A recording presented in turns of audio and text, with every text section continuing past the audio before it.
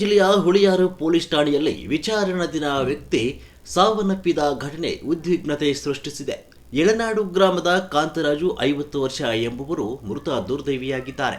ಜೂಜಾಟದ ಆರೋಪದಲ್ಲಿ ಕಾಂತರಾಜು ಅವರನ್ನು ಪೊಲೀಸರು ವಶಕ್ಕೆ ಪಡೆದು ಠಾಣೆಗೆ ಕರೆತಂದಿದ್ರು. ಈ ವೇಳೆ ಠಾಣೆಯಲ್ಲಿ ಕಾಂತರಾಜು ಅವರಿಗೆ ಎದೆ ನೋವು ಕಾಣಿಸಿಕೊಂಡು ಕುಸಿದು ಬಿದ್ದಿದ್ದಾರೆ ಅಂತ ತಿಳಿದು ಬಂದಿದೆ. ತಕ್ಷಣವೇ ಅವರನ್ನು ಆಸ್ಪತ್ರೆಗೆ ಸಾಗಿಸಲಾಯಿತು. ಆದರೂ ಮಾರ್ಗ ಮಧ್ಯೆ ಅವರು ಕೊನೆಯುಸಿರೆಳೆದಿದ್ದಾರೆ. ಇದಕ್ಕೆ ವಿರೋಧವಾಗಿ ಪೊಲೀಸ್ ಕಿರುಕುಳವೇ ಸಾವಿಗೆ ಕಾರಣ ಅಂತ ಯಳನಾಡು ಗ್ರಾಮಸ್ಥರು ಗಂಭೀರ ಆರೋಪ ಮಾಡಿದ್ದಾರೆ. ಈ ಹಿನ್ನೆಲೆಯಲ್ಲಿ ನೂರಾರು ಗ್ರಾಮಸ್ಥರು ಹುಳಿಯಾರು ಪೊಲೀಸ್ ಠಾಣೆ ಮುಂದೆ ಜಮಾಯಿಸಿ ಭಾರೀ ಪ್ರತಿಭಟನೆ ನಡೆಸಿ ನ್ಯಾಯಕ್ಕಾಗಿ ಒತ್ತಾಯಿಸಿದ್ದಾರೆ.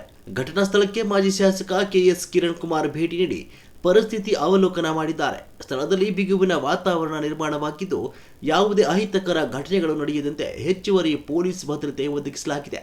ಈ ಪ್ರಕರಣದ ಕುರಿತು ಹೆಚ್ಚಿನ ತನಿಖೆ ನಡೀತಾ ಇದ್ದು, ಸತ್ಯಾಸತ್ಯತೆ ಹೊರಬರಬೇಕಾಗಿದೆ.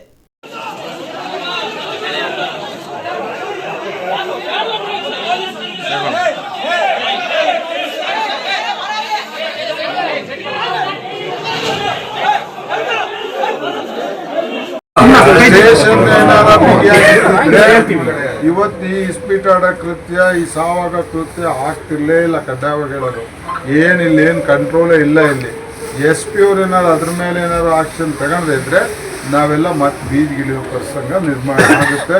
ಇವತ್ತು ಸಮಾಧಾನವಾಗಿ ಹೋಗ್ತಾ ಇದೀವಿ. ಇದನ್ನೇನಾರು ಕಂಟ್ರೋಲ್ ಮಾಡಿದ್ರೆ SP ಅವರೇ ಆಗ್ತಾ ಇದೆ, ಇದಾಗಲ್ಲ. ಈ ಊರಲ್ಲಿ ಮತ್ತೆ ಸಹಿಸಕ್ಕೆ ಆಗ್ತಾ ಇಲ್ಲ. ಅದರಿಂದಾಗಿ ಕಳ್ತನ ಮಿತಿಮೀರಿ ಹೋಗೈತೆ. ಕುರಿ ಕದೀತಾರೆ, ಗೋಲ್ಡಿಂದ ಹೋಗ್ತಾರೆ, ಹುಡುಗಿ ಸರ ಕಿತ್ಕೊಂಡು ಹೋಗ್ತಾರೆ.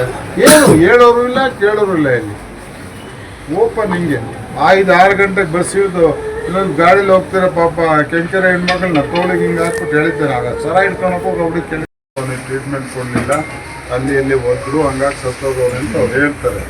SP ಅವರು ಹೊಡೆದಿಲ್ಲ ಅಂತಾರೆ. ಬಟ್ ಒಂದು ಸತ್ಯ, ಅವನಿಗೆ ಅಟ್ಯಾಕ್ ಆದಾಗ ಪೊಲೀಸ್ನವರು ಅವನ್ನ ಆಸ್ಪತ್ರೆಗೆ ತಗೊಂಡು ಹೋಗಲೇ ನಿಂತ್ಕೊಂಡ್ಬಂದು ದೊಡ್ಡ ಅಪರಾಧ ಆಗೈತೆ. ಹಂಗಾಗಿ ಇವತ್ತು ಸ್ಟೇಷನಲ್ಲಿ ಯಾರಿದ್ರು, ಯಾರು ಜವಾಬ್ದಾರಿ ಇದ್ದಾರೆ ಅವ್ರ ಮೇಲೆ ಕೇಸ್ ತಗೋಬೇಕು. ಯಾರು ಜವಾಬ್ದಾರಾಗಿದ್ದಾರೆ ಅವ್ರ ಮೇಲೆ ಆಕ್ಷನ್ ತಗೋಬೇಕು. ಪೋಸ್ಟ್ ಮಾರ್ಟಮ್ ಕೂಡ ಇಲ್ಲಿ ಮಾಡಿಕೊಡ್ದು ತುಮಕೂರಲ್ಲಿ ತಗೊಂಡೋಗಿ ಮಾಡಬೇಕು. ಇಬ್ಬರು ಡಾಕ್ಟರ್ ಹತ್ರ ವಿಡಿಯೋ ಕ್ಯಾಮ್ರಾ ಇಟ್ಕೊಂಡು ಪೋಸ್ಟ್ ಮಾರ್ಟಮ್ ಮಾಡಿ ಪ್ರೂವ್ ಮಾಡಬೇಕು ಅಂತೇಳಿ ತೀರ್ಮಾನ ಮಾಡಿದ್ದೀವಿ. ಇದನ್ನ ನೀವೆಲ್ಲ ಒಪ್ಪೋದಾದ್ರೆ ಈ ಶೋನ ಇಲ್ಲಿ ಬಿರೋಣಪ್ಪ.